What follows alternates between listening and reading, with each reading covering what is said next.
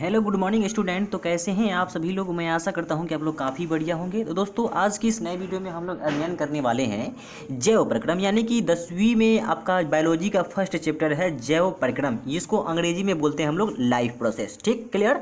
देखिए ये आपकी एनसीईआरटी के सभी नोट्स से हैं, यानी आपका ये बेसिक नोट्स है और इसे हम टॉपर नोट्स भी मानते हैं, ठीक ना, क्योंकि इसी को पढ़कर बोर्ड परीक्षा में अच्छे खासे परसेंटेज मेरे आए हुए थे, ठीक ना। तो वीडियो जो है बहुत खास और बहुत इंपॉर्टेंट होने वाले हैं। आप लोग वीडियो को शुरू से लेकर अंत तक देखने का प्रयास कीजिएगा। यदि आप हमारे चैनल पर पहली बार विजिट कर रहे हैं तो चैनल को सब्सक्राइब कर बेल आइकन को जरूर ऑन कर लीजिएगा, ठीक ना। आगे देखिए, आगे हम बढ़ते हैं। सबसे पहले देखिए जैव प्रक्रम को पढ़ने से पहले इसमें थोड़ा सा हम लोग बेसिक में चलेंगे, ठीक ना। देखिए बेसिक क्या है, आपका सजीव और आपका निर्जीव। आपको पता भी होगा, ऑलरेडी आप पिछली कक्षा में पढ़ के आ चुके होंगे कि सजीव से आप क्या समझते हैं और निर्जीव से आप क्या समझते हैं। देखिए बेसिकली इसके लिए आपसे पूछा जाएगा क्या कि सजीव और निर्जीव में आप भेद कैसे कर सकते हैं, ठीक ना। और सजीव क्या है, निर्जीव क्या है, आप ऑलरेडी जानते होंगे, ठीक ना। देखिए सजीव बोलते हैं जो श्वसन कर सके, प्रजनन कर सके, परिवहन कर सके, उससे हम लोग क्या बोलते हैं, सजीव बोल सकते हैं। और जो श्वसन परिवहन उत्सर्जन ना करे उन्हें क्या बोलते हैं हम लोग, निर्जीव बोलते हैं, ठीक है, आम भाषा में। लेकिन अभी देखिए यहाँ से आपसे पूछेगा कि इसमें हम कैसे भेद करेंगे, सजीव और निर्जीव में कैसे भेद करने वाले हैं। देखिए तो हम लोग आणविक स्तर पर होने वाले गतिविधियों के आधार पर हम सजीव और निर्जीव में भेद कर सकते हैं, ठीक ना। ये आपका छोटा सा टॉपिक था और क्लियर हो गया। ठीक, अगला टॉपिक पर हम बढ़ते हैं जो हमारा मेन टॉपिक है किताब का, ठीक ना, कि जैव प्रक्रम से आप क्या समझते हैं, ठीक ना, जिसको हम लोग बोलते हैं अंग्रेजी में लाइफ प्रोसेस। क्या बोलते हैं अंग्रेजी में, लाइफ प्रोसेस। देखिए वे सभी प्रक्रम जो सम्मिलित रूप से क्या बोलते हैं, सम्मिलित रूप से सजीव शरीर का, कौन सा शरीर का, सजीव शरीर का अनुरक्षण करते हैं उन्हें जैव प्रक्रम कहा जाता है। अब थोड़ा सा यहाँ ध्यान देने वाली बातें है, आपसे ऑब्जेक्टिव में पूछेगा कि वे सभी प्रक्रम जिसमें सम्मिलित रूप से सजीव शरीर का अनुरक्षण करते हैं उन्हें कहा जाता है, तो आपको बोलना होगा कि जैव प्रक्रम कहते हैं। क्लियर है। अब देखिए आपसे ऑब्जेक्टिव में यह भी पूछेगा कि जैव प्रक्रम में हम लोग कैसा शरीर का अनुरक्षण करते हैं, तो सजीव शरीर का हम लोग अनुरक्षण करते हैं। ठीक, क्लियर। आगे हम बढ़ते हैं कि अनुरक्षण से क्या तात्पर्य है, ठीक ना। हम लोग तो जान गए कि जैव प्रक्रम क्या है। जैव प्रक्रम वे सभी प्रक्रम होते हैं जो सम्मिलित रूप से सजीव शरीर का क्या करते हैं, अनुरक्षण करते हैं। क्लियर। अब देखिए अनुरक्षण से क्या तात्पर्य है, अनुरक्षण का अर्थ क्या है, इसको समझ लेते हैं। तो तीर का निशान देकर लिखना है आपको कि अनुरक्षण का अर्थ है शरीर के रख रखाव से, यानी कि शरीर के बचाव से, ठीक ना। शरीर के बचाव करना यानी कि रख रखाव करना ही क्या कहलाता है, अनुरक्षण कहलाता है। और विभिन्न उपापचयित क्रियाओं द्वारा टूट फूट, मरम्मत और की निम्न क्रिया सजीव शरीर में सदैव जारी रहती है। यानी कि देखिए हमारे शरीर में टूट फूट मरम्मत क्रिया सदैव क्या रहती है, जारी रहती है। आपके एनसीईआरटी के टॉपिक से लिया गया है। एनसीईआरटी के फर्स्ट में आप पेज खोलिएगा तो आपको मिल जाएगा, ठीक ना। अगला हम बढ़ते हैं पोषण की ओर, ठीक ना। आपको पता भी होगा कि पोषण को कितने वर्गों में डिवाइड किया गया है। तो पोषण को देखिए, पोषण को 4 वर्गों में डिवाइड किया गया है। कितने वर्गों में डिवाइड किया गया दोस्तों, तो पोषण को 4 वर्गों में डिवाइड किया गया है। देखिए जैव प्रक्रम को बेसिकली 4 वर्गों में डिवाइड किया गया है, ठीक ना। यहाँ पे लिखा गया है पोषण का प्रकार, ठीक ना। तो पोषण का प्रकार ये नहीं है, जैव प्रक्रम को हम लोग 4 वर्गों में डिवाइड करेंगे, गलती से लिखा गया है, ठीक ना। देखिए जैव प्रक्रम जो है, पहला इसमें आपका उत्सर्जन आ जाएगा, दूसरा आपका पदार्थ का परिवहन आ जाएगा, श्वसन आ जाएगा और पोषण आ जाएगा, ठीक ना। तो सबसे पहले इसमें हम लोग अध्ययन करेंगे पोषण के बारे में। पोषण के बारे में ये लंबा सा वीडियो होगा आपका, ठीक ना। आप लोग पूरा शुरू से लेकर अंत तक बने रहिए और बारी बारी से हम सब आसानी से एकदम समझाने का प्रयास करते हैं, ठीक ना। देखिए सबसे पहले इसमें है पोषण। आपको पता होगा कि पोषण क्या है, जिसे अंग्रेजी में न्यूट्रिशन भी बोला जाता है, ठीक ना। तो पोषण वह जैव प्रक्रम में बोलेंगे, पोषण वह जैव प्रक्रम है जिसके अंतर्गत कोई जीव भोजन को ग्रहण करते हैं। अब यहाँ से थोड़ा सा रुकिए, भोजन को ग्रहण करते हैं तो उससे क्या प्राप्ति होता है, हमें ऊर्जा की प्राप्ति होता है। हमें क्या प्राप्ति होता है, ऊर्जा की प्राप्ति होता है। यानी कि हम पोषण के दौरान किसका प्राप्ति करते हैं, तो ऊर्जा की प्राप्ति करते हैं। ऐसे ही छोटे छोटे आप लोग टॉपिक को ध्यान से पढ़िएगा तो ऑब्जेक्टिव में आप आसानी से 50 में 50 कर सकते हैं, ठीक ना। देखिए जैव प्रक्रम का जो है वह प्रक्रिया जिसके अंतर्गत हम लोग क्या, कोई जीव भोजन को ग्रहण करते हैं और ऊर्जा की प्राप्ति करते हैं, उसे पोषण कहा जाता है। क्लियर है। आप कई तरीका से बोल सकते हैं पोषण की वह विधियां जिसके अंतर्गत कोई जीव भोजन को ग्रहण करते हैं और ऊर्जा की प्राप्ति करते हैं, उन्हें पोषण कहा जाता है। कई तरीका से आप परिभाषित कर सकते हैं, आप लोग नोट करते चलिएगा, ठीक ना। हम बढ़ते हैं पोषण के प्रकार की ओर। देखिए पोषण का जो प्रकार है आपका, पोषण का प्रकार मुख्यतः 2 है, ठीक ना। कौन कौन है, स्व पोषण और दूसरा है आपका क्या है, पर पोषण। यानी कि पोषण को देखिए 2 वर्गों में डिवाइड किया गया है। पहला जो है आपका स्व पोषण और दूसरा जो है आपका क्या है, पर पोषण, ठीक ना। स्व पोषण देखिए, स्व पोषण जैसे कि पेड़ पौधे हो गए, पेड़ पौधों में स्व पोषण होता है, यानी कि अपना भोजन वो स्वयं बनाते हैं, हैं, यानी कि खुद से बनाते हैं। इसको जब आप तोड़िएगा तो ये हो जाएगा स्व प्लस में पोषण, स्व प्लस में पोषण होगा ना। तो स्व मतलब क्या होता है, स्वयं, यानी कि खुद से। जो जीव अपना भोजन स्वयं बनाते हैं, किसी दूसरे पर निर्भर नहीं रहते हैं, उन्हें हम लोग क्या बोलते हैं, स्वपोषण बोलते हैं, ठीक ना। और ये जो जीव क्रिया करता है उसे स्वपोषी जीव कहते हैं। जैसे कि पेड़ पौधा हो गया, तो पेड़ पौधा आपका क्या हो गया, पेड़ पौधा आपका स्वपोषी जीव हो गया, ठीक ना। वैसे ही आगे बढ़ते हैं परपोषण की ओर। तो परपोषण यानी कि पर यानी क्या, पर यानी क्या होता है, इसको तोड़िए, पर प्लस में आपका पोषण हो जाएगा। तो इसको आप ब्रेक कर दीजिए। तो पर का मतलब क्या, किसी दूसरे पर, यानी कि दूसरे पर निर्भर रहकर अपना पोषण प्राप्त कर रहा है, ठीक ना। तो बोलेंगे कि पोषण की वह विधियां जो किसी दूसरे जंतु से अपना भोजन प्राप्त करते हैं, उन्हें हम लोग क्या बोलते हैं, दूसरे जंतु से भोजन प्राप्त करते हैं, उन्हें क्या बोलते हैं हम लोग, परपोषण बोलते हैं। हम लोग क्या हैं, हम लोग परपोषी जीव हैं, ठीक ना। यानी कि हम लोग पेड़ पौधे से, यानी कि उनके उत्पाद को खाते हैं, ठीक ना। हम लोग पेड़ पौधे से क्या करते हैं, अपना भोजन की प्राप्ति करते हैं। तो हम लोग क्या हो गए, परपोषी जीव हो गए, ठीक ना, परपोषी जीव हो गया। आगे बढ़ते हैं, देखिए अब परपोषण को आपको 3 वर्गों में डिवाइड किया गया है। कितने वर्गों में डिवाइड किया गया है, तो परपोषण को हम लोग 3 वर्गों में डिवाइड करते हैं। पहला जो है आपका प्राणी संभोजी, और आपका दूसरा जो है परजीवी पोषण, और तीसरा क्या है आपका मृतजीवी, ठीक ना।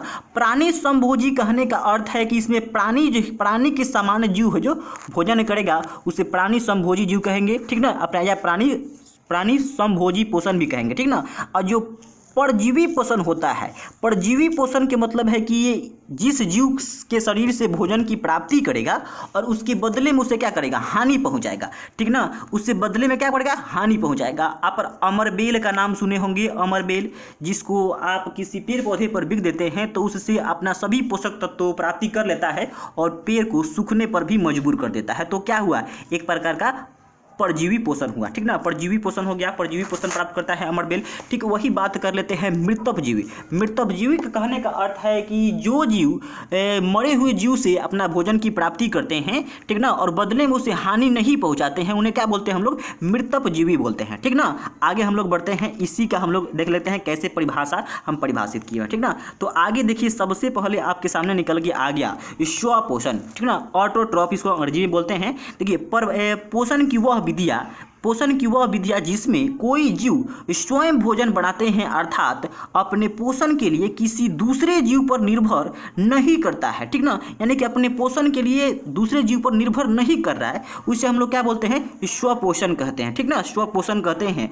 और ये जीव स्वपोषी जीव कहलाते हैं, यानी कि जो जीव क्रिया कर रहा है ये क्या कहलाए, आपका स्वपोषी कहलाए। जैसे में देख लीजिए, हरे पौधे, नील हरित शैवाल, कुछ जीवाणु भी इसके अंतर्गत आते हैं। नील हरित शैवाल भी अपने आप ही भोजन बनाता है, यानी कि स्वयं से भोजन बनाता है, ठीक। इसी पर आपका हरे पौधा हो गया, हरे पर पौधा कैसे भी अपना भोजन बनाता है, तो प्रकाश संश्लेषण के माध्यम से हरे पेड़ पौधे अपना भोजन स्वयं बनाते हैं, ठीक ना।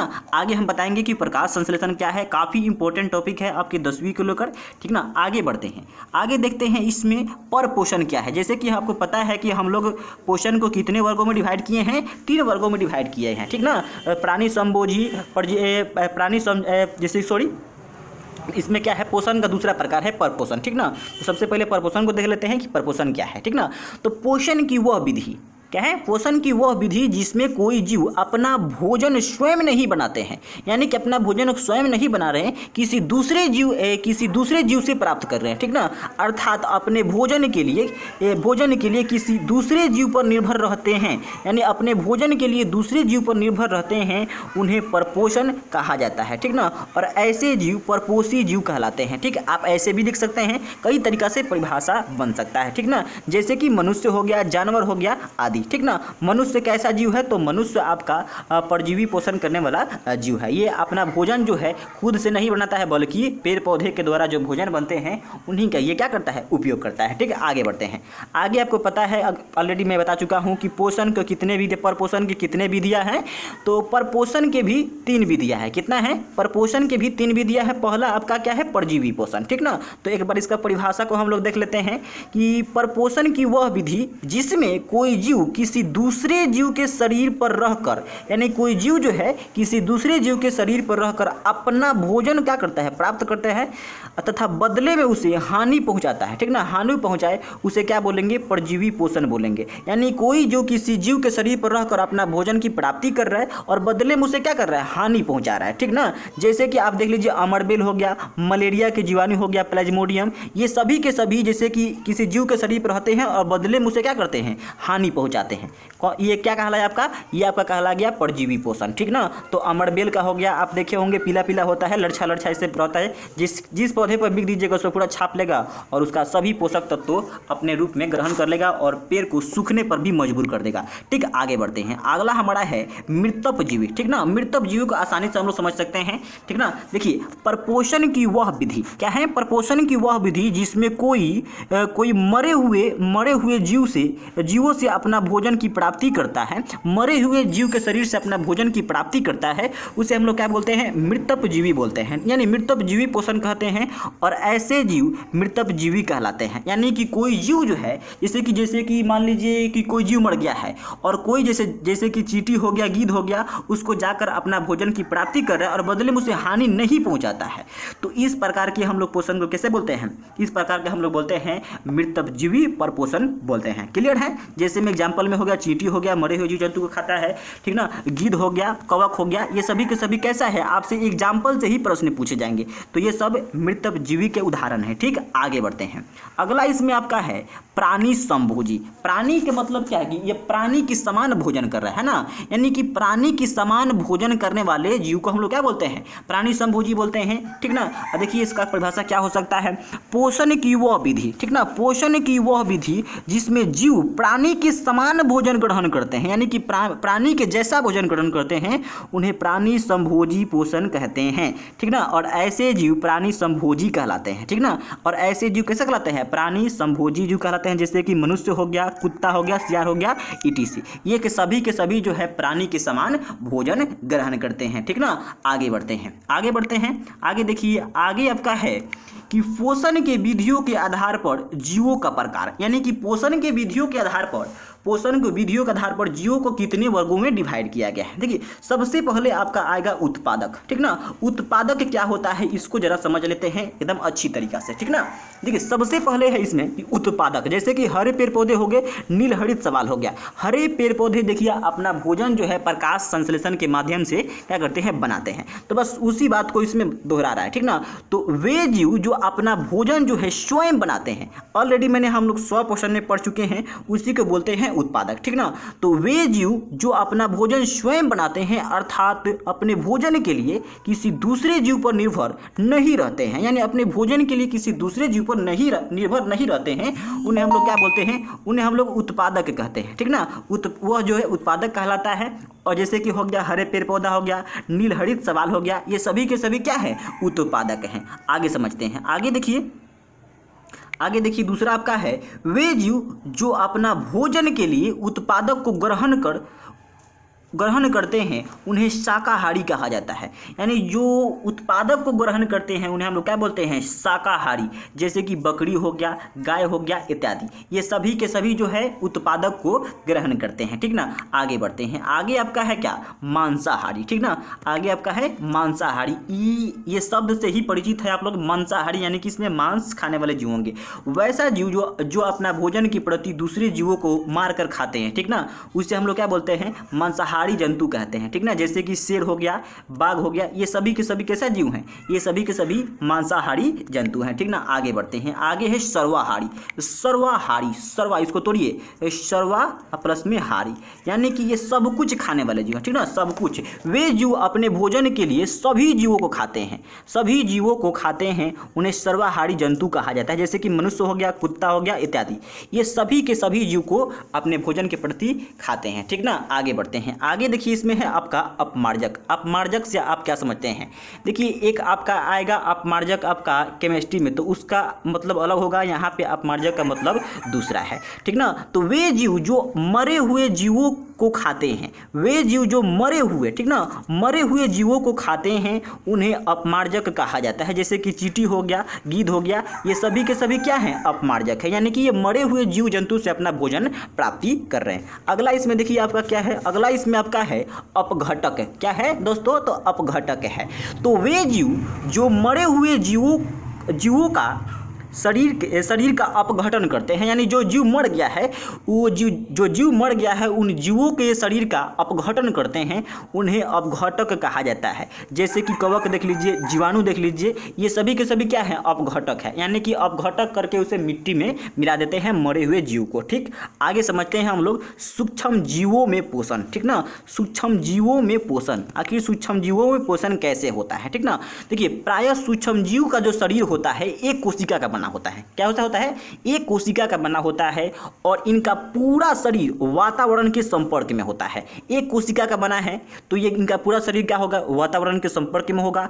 अतः ये विसरण विधि, किसके विधि की सहायता से, विसरण विधि द्वारा अपना भोजन करते हैं, यानी कि अपना पोषण करते हैं। ठीक ना, विसरण विधि आपको याद रखना होगा, सूक्ष्म जीवों में किस विधि के द्वारा अपना पोषण करते हैं, तो विसरण विधि के माध्यम से ही अपना ये क्या करते हैं, पोषण करते हैं। क्यों करते हैं, क्योंकि देखिए इनका शरीर जो है प्रायः एक कोशिकीय होता है, यानी एक कोशिका का बना होता है और पूरा जो शरीर है वातावरण के संपर्क में रहता है। अतः इसी के चलते ये अपना भोजन जो है विसरण विधि के द्वारा अपना पोषण प्राप्त करते हैं, यानी कि ग्रहण करते हैं। ठीक ना, पुनः अनपच्य भोजन को विसरण विधि द्वारा ही अपने शरीर के बाहर उत्सर्जित कर देते हैं। ठीक ना, यानी कि विसरण विधि के द्वारा पोषण को लेते हैं और विसरण विधि के द्वारा ही, जैसे कि वाहित मल हो गया, उसको क्या करते हैं, बाहर कर देते हैं। ठीक ना, जो भी अनपचित भोजन है उसको बाहर कर देते हैं। ठीक, आगे समझते हैं अगला टॉपिक इसमें क्या हो सकता है।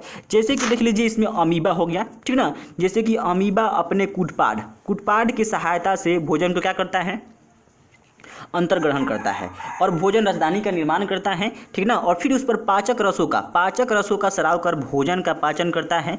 ठीक है, और अंत में अनपच भोजन को क्या करता है, उत्सर्जित कर देता है। ठीक, सबसे आपसे इम्पोर्टेंट यही पूछा जाएगा कि अमीबा का जो है एक अमीबा का आपका जो है भोजन ग्रहण करने के लिए कूटपाड किसका मदद करता है, तो कूटपाड का मदद करता है। ठीक ना।